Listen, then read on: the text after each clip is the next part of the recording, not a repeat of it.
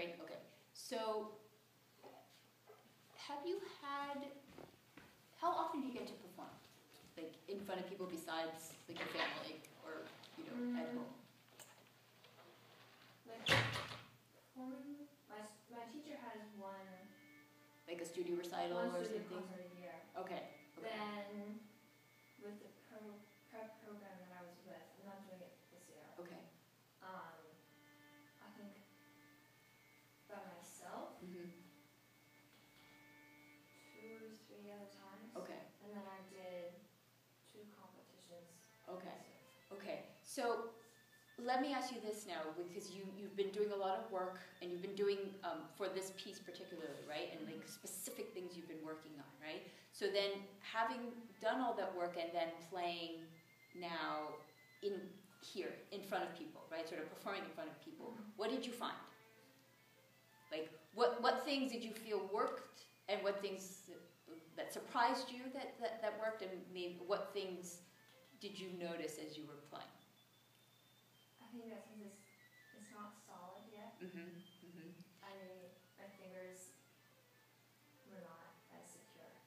So sometimes it seems like, because there were certain passages where it was very clear that you were comfortable with them, and you sort of like played out because I think you were more comfortable with them, right? And then other places where it almost felt like you, not necessarily hesitated, but you needed an extra second to sort of know where to go or prepare. Does that make sense? Yeah? Okay. So did you, the reason why I was asking all this is because that's part of what you do in terms of preparation. So when you gotten the opportunity now to play in front of people, right? Is that you realize, oh, those particular, like it sort of makes it a little bit more clear where those particular places are that don't feel so comfortable, right? And ultimately, that's why we practice, right? Because we want to be used to things so much that we feel more comfortable, right? It's never the most comfortable situation to get up in front of people and play, right? I mean, there's always an element of, you know, you're on display, you're having, you know, people are watching you, that's the sort of thing, right? But if you are comfortable enough, or if you feel like you've done something enough times, then you're a little more at ease, right? And so that allows you more freedom when you're actually getting up and playing in front of people. That's always the goal that we're trying to do, just to be as free as possible when we actually get up on stage, right? Okay, so this is why I want you to do this. This is why I want you to get up and play, because now you'll go back and think, okay, that part was actually fine. You know, I could get through that, or that part came through, you know, musically, and intonation was good, and then you go back and it's like, okay, but this part, I hesitated, or it wasn't quite so comfortable. And so you'll know what those parts are, okay? All right, so for now, what I would like to do is, can you do the opening once more?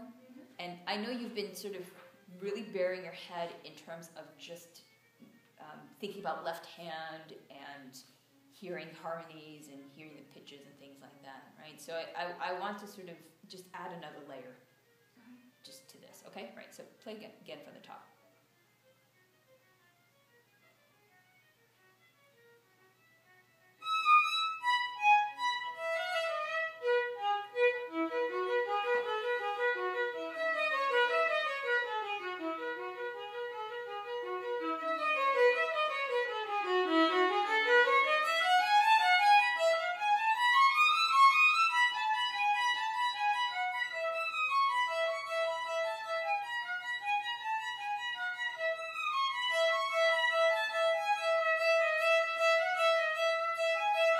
Okay, good. So two things I want you to also think about as you're playing is the tone, right?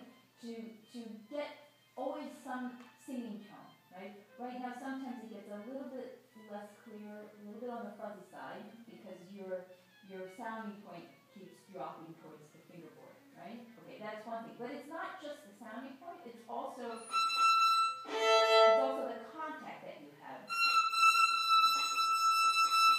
You just need a little bit more contact, and maybe a little bit more weight or something in the string, yeah?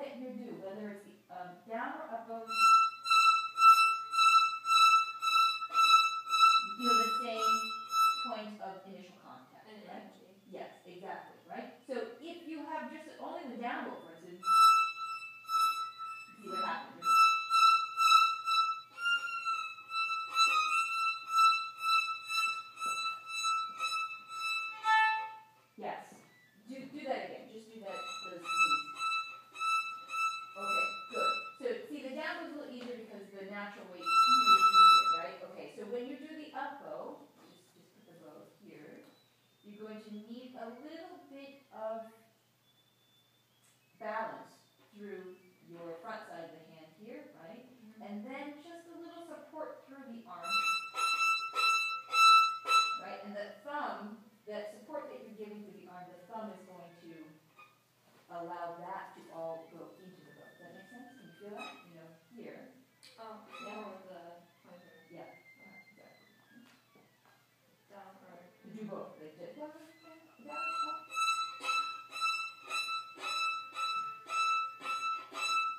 Yes. And then the other part is you still also want to feel your arm weight through the up go as well. Otherwise you get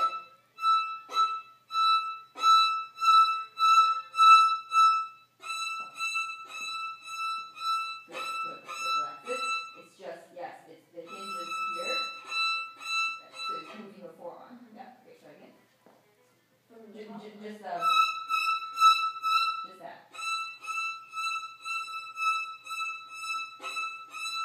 Good. Keep doing, keep doing.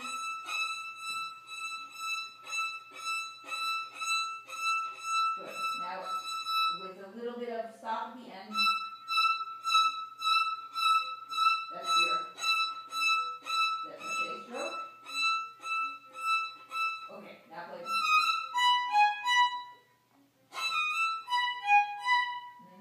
Good. Again. Good. Make sure that you can feel that contact, right? So you'll feel a little bit of resistance. When you have that weight in the bow, right, even momentarily, you'll feel just a little bit of resistance. When you feel that resistance, what that means is that that hair is actually pulling on the string. When you pull on the string, then you're actually getting the string to vibrate, and then you're getting the sound. You're getting the vibration, then you're getting the sound, right? If you sort of skid, then you're not actually getting the string to vibrate as much. It's like just like 2%, and we need it like 40, 50%.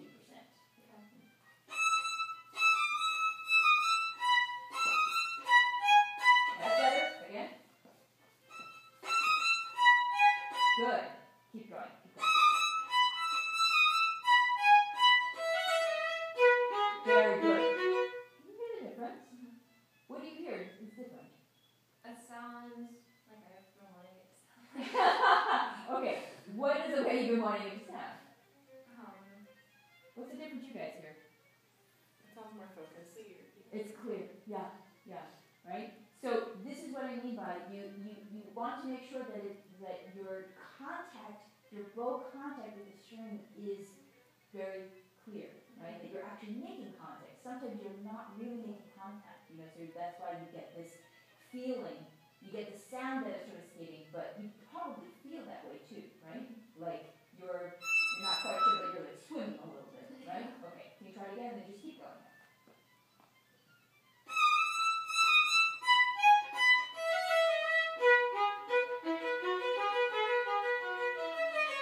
Okay, now here also.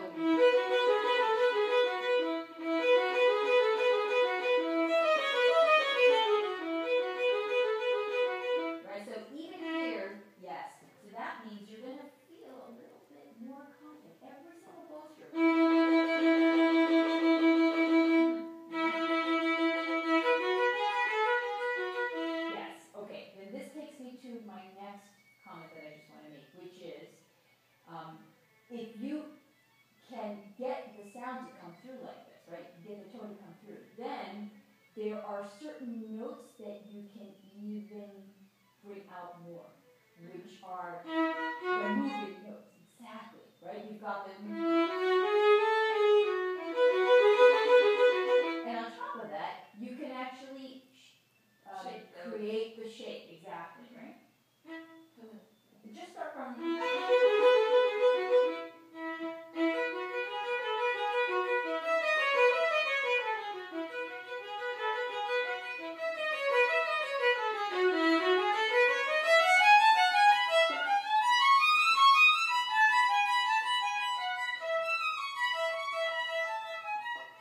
Okay, good. And I would, let's see, keep this all strong.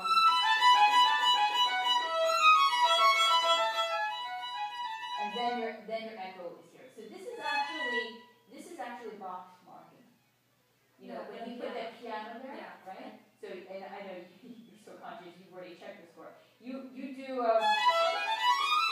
and then here you arrive here, right? So keep this all strong.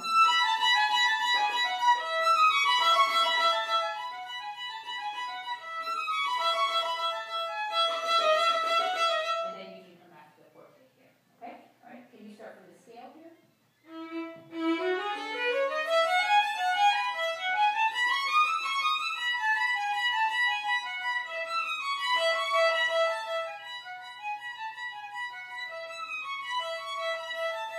Okay, very nice. So you see, even in your pianos, even though you're making the dynamic less, you still want to make sure you have contact, right? So even when you do, rather than,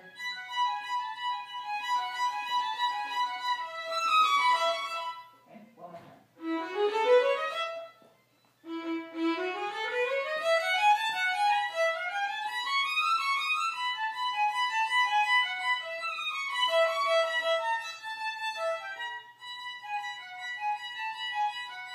Okay, so let's just try them in the piano. So you just use a little less bow, but still keep your contact, meaning you have to feel just enough resistance that every note will speak.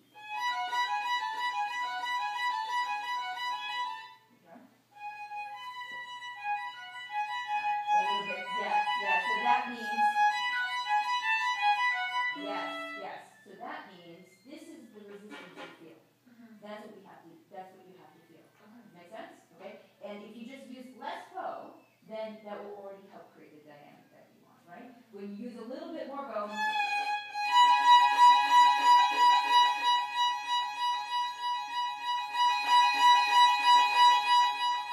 see the difference? But you can still hear the hair catching the string, right? Okay, try again. Try the piano one first.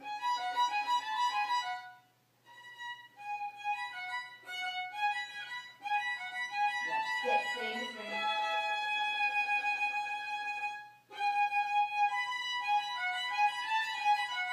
That's better. Again.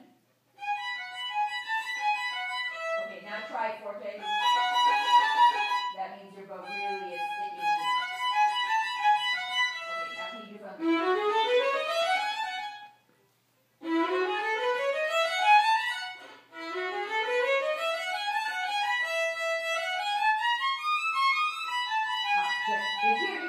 you've reached your peak, right? You've done this whole scale.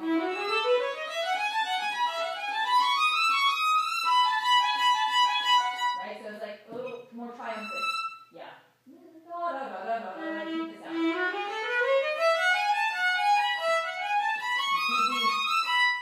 Yes, keep going.